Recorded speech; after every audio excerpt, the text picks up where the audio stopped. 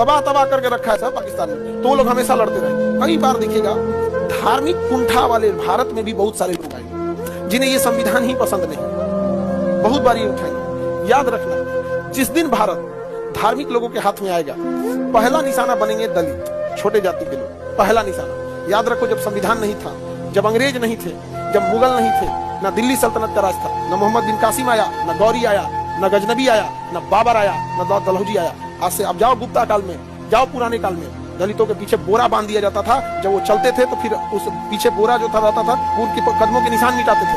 आगे घड़ा बांधा जाता था कि हल्का सा कहीं थूक या पसीना ना गिर जाए, उसमें हो जाए। जाओ उस काल में जब यहाँ कोई विदेशी आक्रमणकारी नहीं होता था। याद करो, वहां पे दलित महिलाओं को त्रावणकोर में स्तन ढकने की इजाजत नहीं थी और नीचता की हद थी।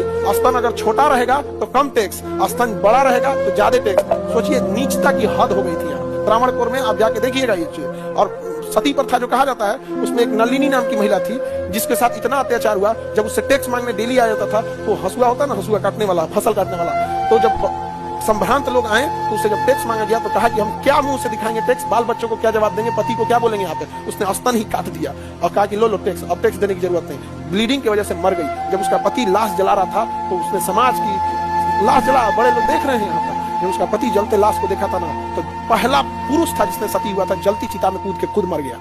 तो याद रखना, गलत इंसान जो है ना, वो हमेशा गलत रहेगा।